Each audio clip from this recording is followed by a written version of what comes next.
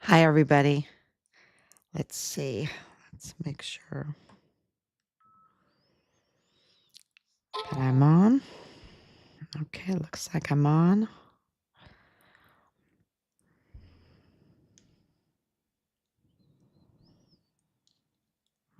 Okay. I just want to thank everybody.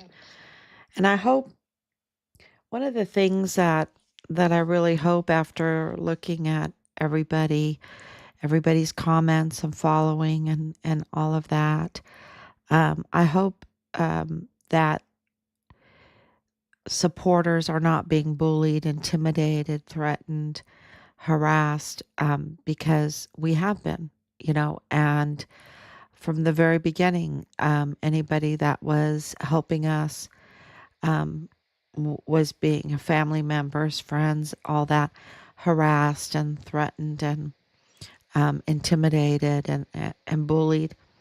And so I hope that that's still not going on. Um, for us, it's become well, we trace the numbers, right? We trace the burner phone numbers that this was coming to us at, and of course they've tried new things and that, but um, you know, but we just the stakes are so high here, right? You just cannot tolerate um, uh, letting this case go and not getting accountability for Richard. We're at day 1,698. And so, I think they know that we know what they did and we want accountability and that we know how high the stakes are, that this is absolutely our son's murder. Well, his whistleblowing, the retaliation they did to him, the targeting of him that they did, the abuse of their power, that they used the tools that we entrusted them, his superiors, that they use those, they abuse their powers and use those tools against our son. They used it, and um, and he was murdered, and they used their powers to cover it up. We know they did. The evidence is overwhelming. We have a robust mountain of evidence that absolutely uh, confirms that this was um,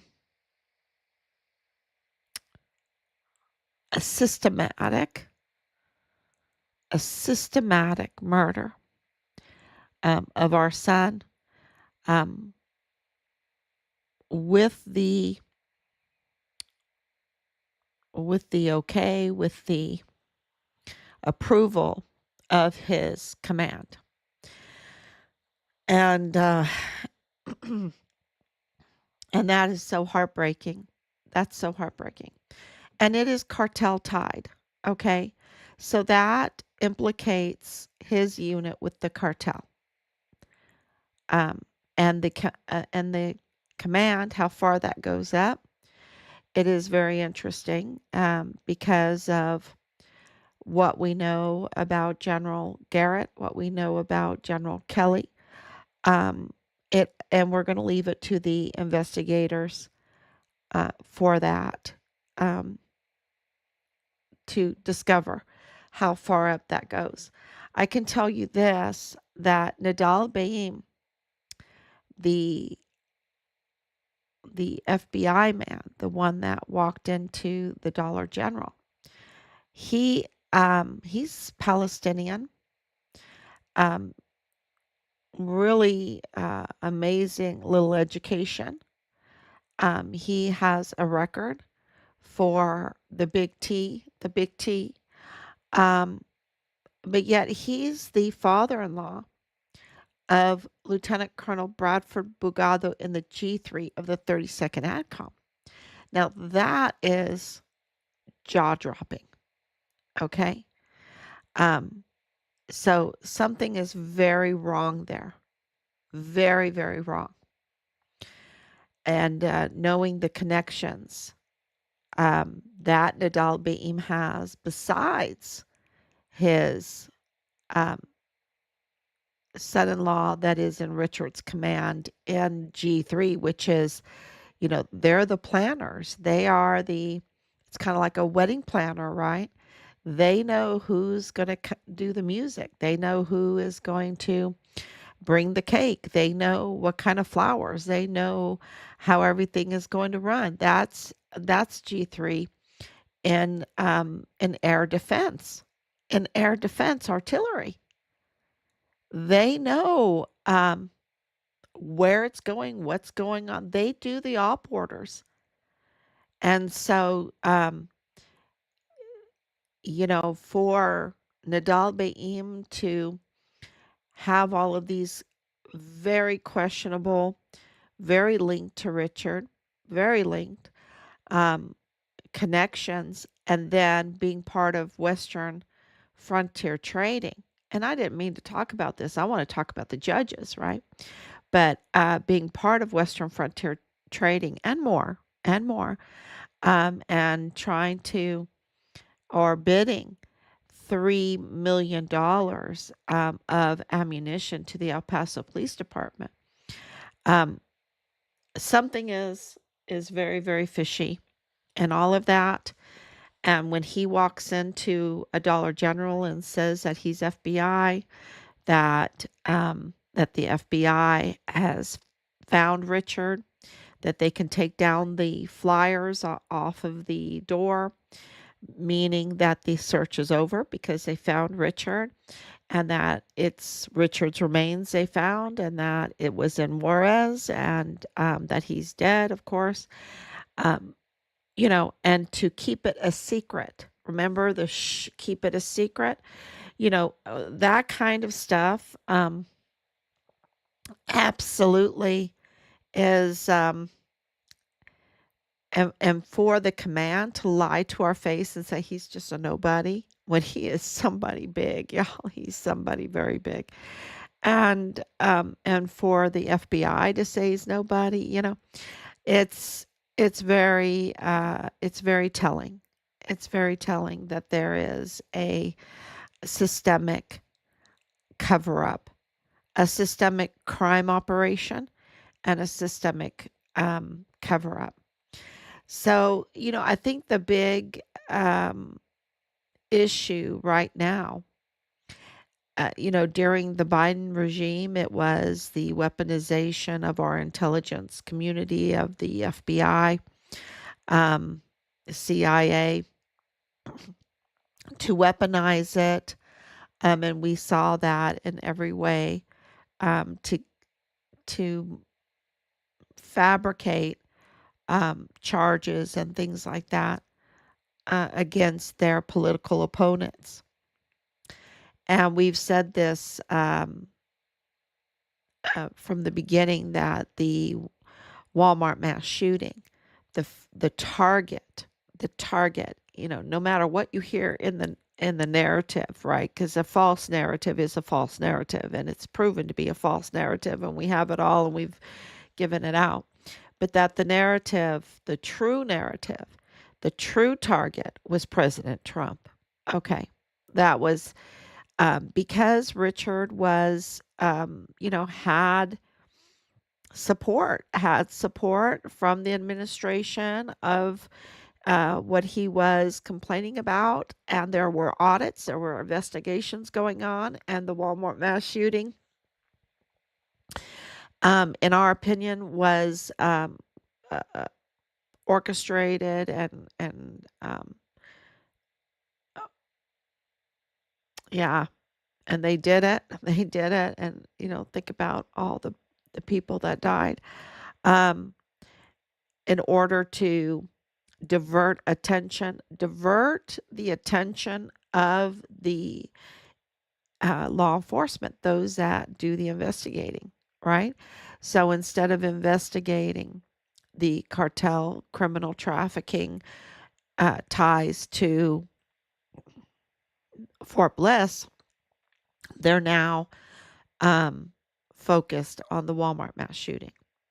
So that's our opinion. We have so much evidence that really confirms that and shows that. And that's why that case is so connected to Richard's case. And that could only be done if you think about judges now, during this time, because President Trump did win the election. He did come in on January 20th, 2025. And, I don't think it's a mistake that on January 24, 4 days later, that we receive a whole new legal packet, right? A legal strategy packet. And that's what I call this in the line of duty. I mean, I'm very happy that they designated Richard's murder in the line of duty, okay? Because they had to do it, right? They had to do it. But why did they do it? Because they didn't do it because they love Richard or that they love us or they have any duty to us, because they would have done it a long time ago, because it was known a long time ago. So what drove them to have to to correct many different points of the DD 1300 to fit the truth that Richard was murdered in the line of duty on Fort Bliss. Why did they do that? And so we have been, of course, we're in March now. And, so we've been evaluating this DD 1300 legally, what that means, why they tried to do that, or why they didn't try to do it, why they did do it. And it's very, very interesting because absolutely admitting that Richard is a whistleblower, but they don't want to hold a press conference and say the Fort Bliss whistleblower soldier Richard Halliday, was reporting cartel tied criminal trafficking enterprise on Fort Bliss within his unit too. And the murder of him was orchestrated because remember, the soldier that was assigned to his 24-hour security never showed up for duty. And we have witness testimony that he was forcibly taken from the barracks room against his will in uniform. And so, and remember that the soldier that was supposed to be guarding him that didn't show up, they gave us a false narrative that he gave, that he lied, and said that Richard had, walked away and gave, what he was wearing and this and that. And it was all a lie. So, it is, we've had to really slowly move the ball towards the truth over these 4.5, almost 5 years. And the evidence just shows the truth. If you push for the evidence, right? If you investigate and you collect the evidence and you keep calm, and I think for the most part we have really kept calm and put the evidence together, then you can see the truth. And the truth is that Richard was sparkling clean, really, just sparkling clean, and concerned about the children, the hundreds of thousands of children on Fort Bliss, that things were really, really bad, and that he stepped up. He stepped up and he complained. He made it official. He was the whistleblower. So he is the Fort Bliss whistleblower with integrity, that kept his integrity, that wasn't compromised. And of course, they retaliated really severely, continuously. They tried to do everything to him, right? But nothing stuck. Nothing stuck. He's like Teflon Richard, Teflon Halliday, just like Teflon Trump, right?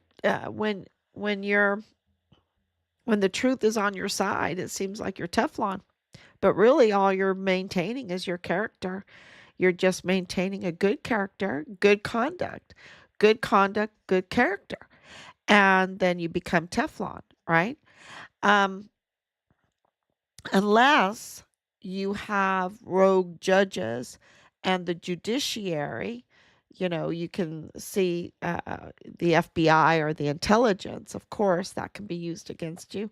But now what's happening is that they're using the judiciary, they're weaponizing that. And these rogue judges that are up to no good, they're absolutely up to no good and want no good for our country, right? If you want criminals to stay here, you're up to no good for our country, right? Especially if they're illegal criminals. So,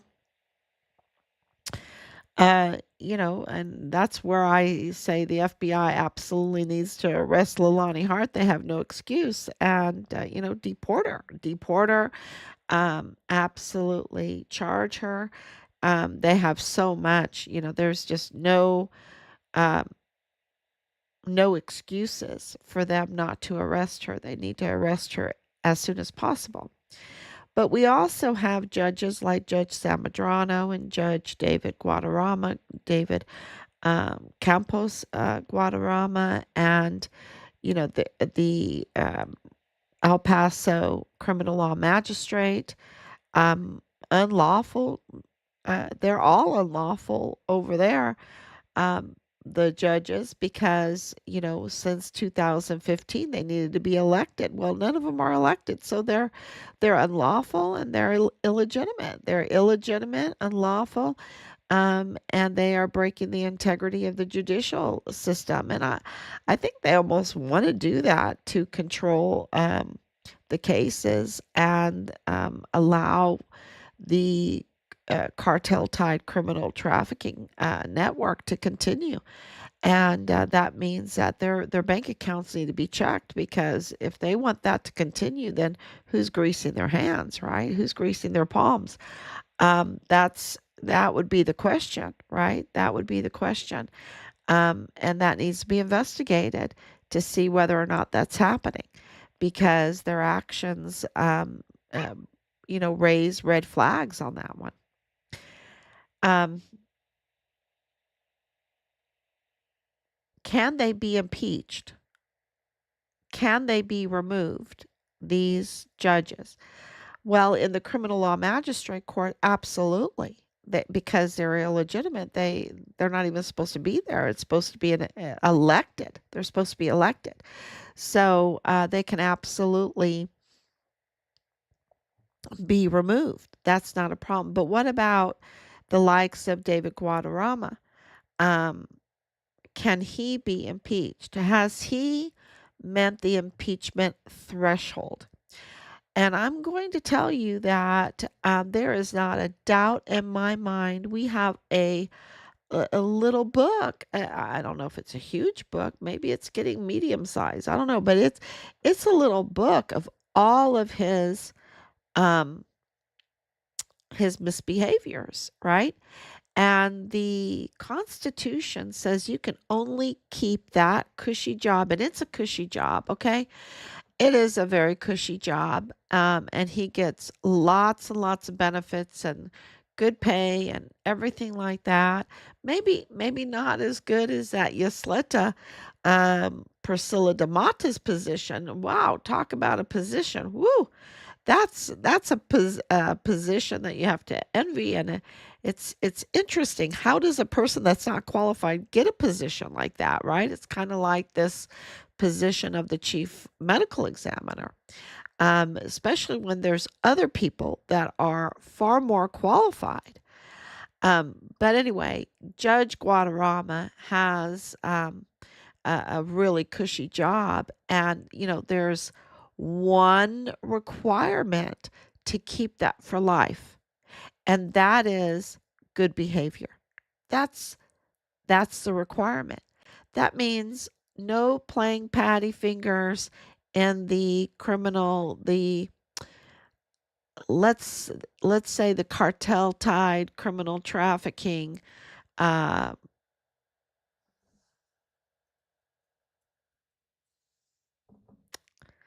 uh, pocket, bowl, cup, bank, um, in that trafficking um, syndicate. No playing patty fingers with them. Um, e- no, what he did with Montoya was very clear that he was absolutely, yeah, playing. Um, oh, yeah, this is a good one. Playing patty fingers in the political poison pond, right? I think that's a good one. I think that should be a song.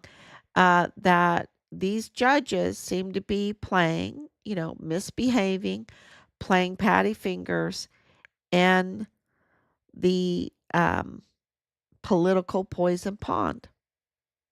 And, so they will absolutely do things for politics. Um, and, you're not supposed to do that.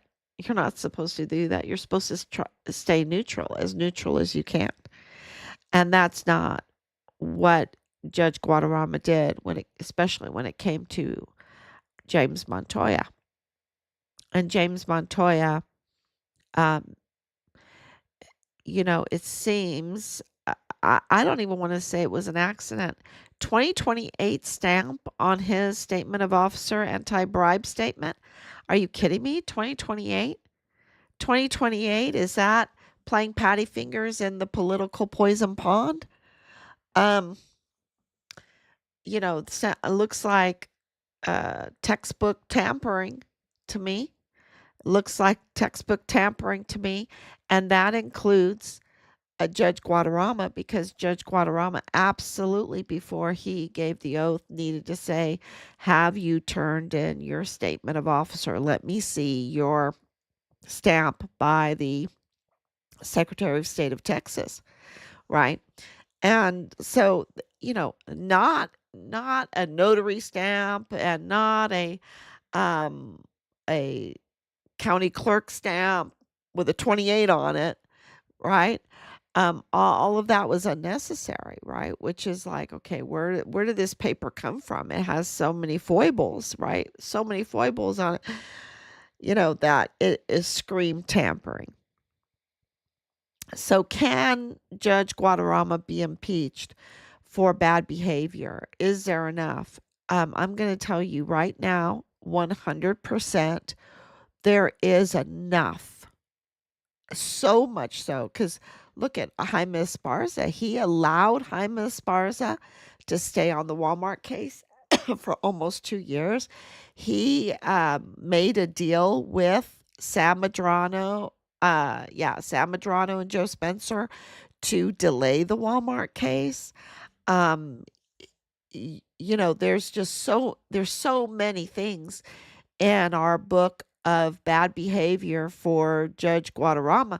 It's kind of like Santa Claus makes a list of who's naughty and who's nice. Judge Guadarrama has been very naughty, very naughty. And, the one requirement to keep his seat is that he has to be nice. He has to, um, in order to get all of the benefits, in order to be entrusted with the integrity of the judicial system, in order to have that honor, the honor of defending our Constitution, right? In order to sit on that bench with a robe, with the gavel in his hand, the requirement is that he has to be in good behavior. And he hasn't lived up to those requirements. He's been pretty naughty. And it's not that he's just going to get coal in his stocking, his little Christmas boot, right? He needs to lose his position. And I would say San Madrano also.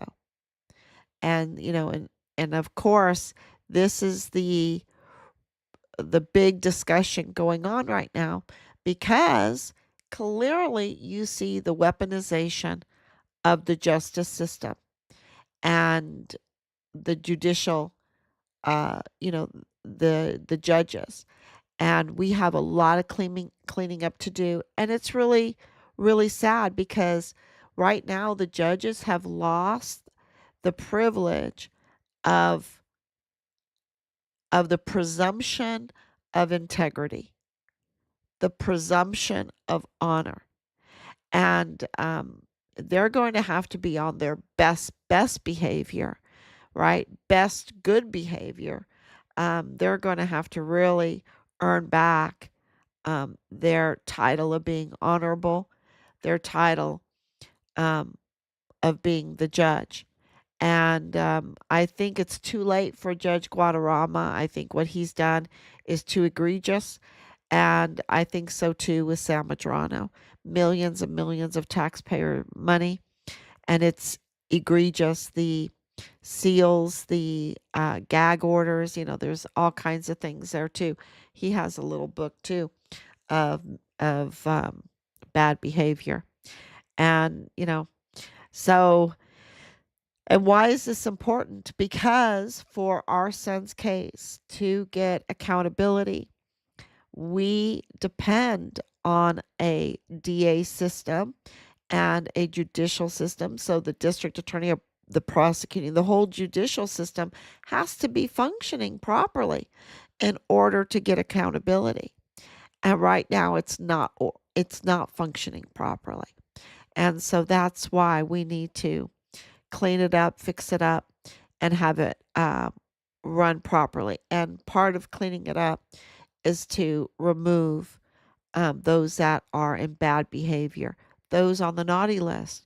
And Judge Guadarrama's on the naughty list. He's very, very naughty.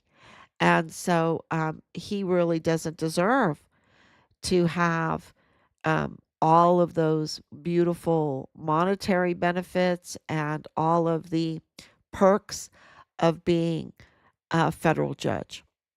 So, thank you so much, everyone. God bless you. Thank you for sharing. Happy Saturday. Well, it's Sunday now, and we're burning the midnight oil. But I'm just very, very grateful for all your sharing, and we will be back tomorrow, God willing. Bye bye.